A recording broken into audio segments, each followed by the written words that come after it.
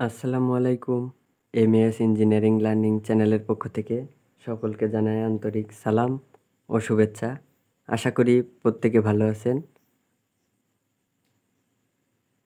আমাদের আজকের video fundamental of electric circuit বইয়ের এসি সার্কিটের এক্সাম্পল 11.16 ম্যাথটিতে সার্কিট দেওয়া আছে। এখান থেকে এই যে ওয়াটমিটারের রিডিং বের করতে বলছে, অর্থাৎ এই ওয়াটমিটারটা যে রিডিংটা দিবে সেই রিডিং বের করতে বলছে। তাই ওয়াটমিটারের ম্যাথটি করার জন্য আমরা জানি ওয়াটমিটারে দুইটি কয়েল থাকে, একটি কারেন্ট কয়েল এবং একটি ভোল্টেজ কয়েল। কারেন্ট কয়েল সার্কিটের সাথে সিরিজে সংযুক্ত থাকে এবং ভোল্টেজ কয়েল প্যারালালে সংযুক্ত থাকে। আমরা দেখতেই পাচ্ছি এখানে এটা হচ্ছে উপরে এটা হচ্ছে আমাদের কারেন্ট কয়েল এবং নিচে যেটা আছে এটা আমাদের ভোল্টেজ কয়েল। অর্থাৎ আমরা এই কারেন্ট কয়েলের সাহায্যে সার্কিটের কারেন্ট পরিমাপ করব এবং ভোল্টেজ কয়েলের সাহায্যে সার্কিটের ভোল্টেজ পরিমাপ করব এবং পরবর্তীতে পাওয়ারের সূত্র দিয়ে আমরা ওয়াটমিটারের রিডিং বের করতে পারব। তো প্রথমে আমাদের কারেন্ট কয়েলের কারেন্ট পরিমাপ করতে হবে এবং পরবর্তীতে ভোল্টেজ কয়েলের ভোল্টেজ পরিমাপ করতে হবে। তো ভোল্টেজ কয়েলের ভোল্টেজ পরিমাপ করার জন্য আমরা দেখতে পাই যে ভোল্টেজ কয়েলের এক প্রান্ত এখানে সংযুক্ত আছে এবং অপর প্রান্ত নিচের প্রান্তে সংযুক্ত আছে।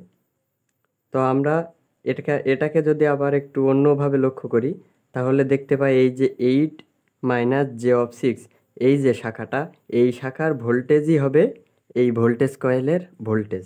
অর্থাৎ আমরা যদি কোনোভাবে 8 - j6 এই শাখার ভোল্টেজ পেয়ে যাই তাহলে আমরা ভোল্টেজ কয়েলের ভোল্টেজ পেয়ে যাব।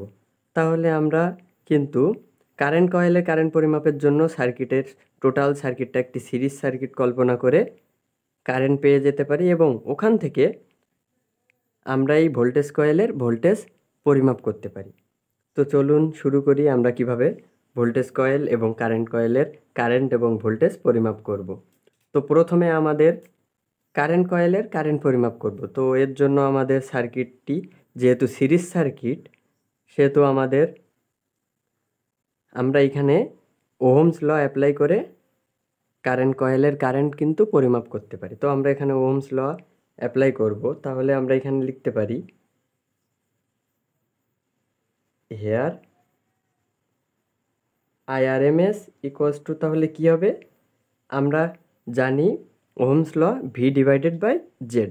এখানে ভি বলতে এই সার্কিটের যে সাপ্লাই ভোল্টেজ এটাকে বুঝিয়েছে। এখানে সাপ্লাই ভোল্টেজ 150 ∠0°, আর জেড হচ্ছে সার্কিটের টোটাল ইম্পিডেন্স। তো আমি সার্কিটের টোটাল ইম্পিডেন্স এখানে লিখব 12 + j10 + 8 - j6।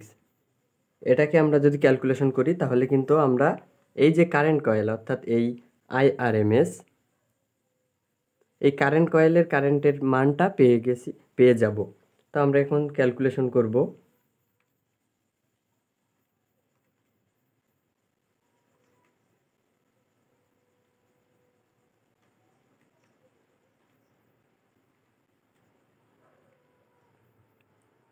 আমরা কারেন্ট কয়েলের কারেন্টের মান পেলাম 7.35 ∠−11.31 এত ampere.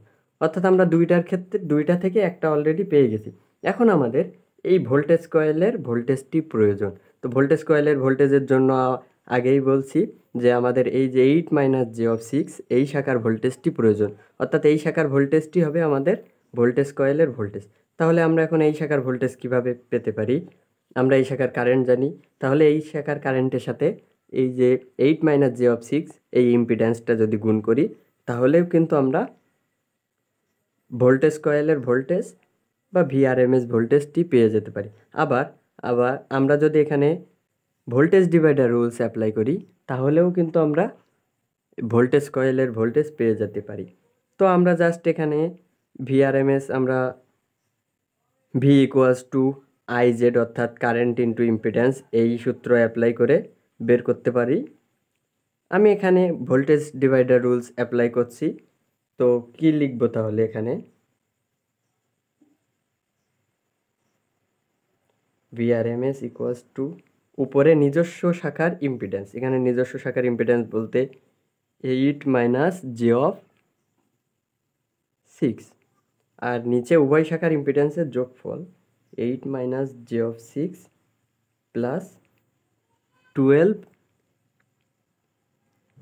Plus G of 10 into total voltage, এখানে টোটাল ভোল্টেজ 150 অ্যাঙ্গেল 0 ডিগ্রি।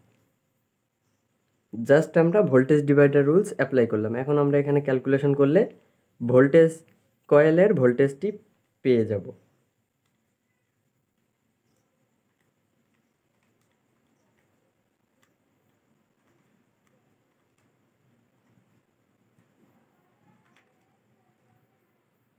আমরা ভোল্টেজ কয়েলের ভোল্টেজ পেলাম 73.54 angle minus 48.18 volt.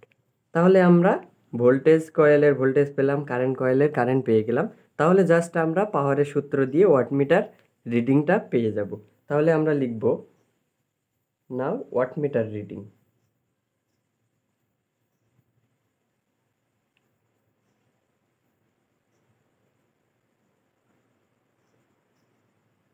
PW equals to আমরা কি জানি, VRMS IRMS cos theta V minus theta I. Just পাওয়ারের সূত্র এখানে অ্যাপ্লাই করলাম। এখানে VRMS বলতে এই যে ভোল্টেজ কয়েলের যে ভোল্টেজ সেটা, তো এখানে ভোল্টেজ কয়েলের ভোল্টেজ পেলাম 73.54 ইন্টু IRMS পেলাম 7.35 ইন্টু কস থিটা ভির মান পেলাম আমরা মাইনাস 48.18 মাইনাস থিটা এর মান পেলাম মাইনাস 11.31, যেহেতু মাইনাস মাইনাস প্লাস 11.31। জাস্ট আমরা ক্যালকুলেশন করলে কিন্তু ওয়াটমিটারের রিডিং পেয়ে যাব।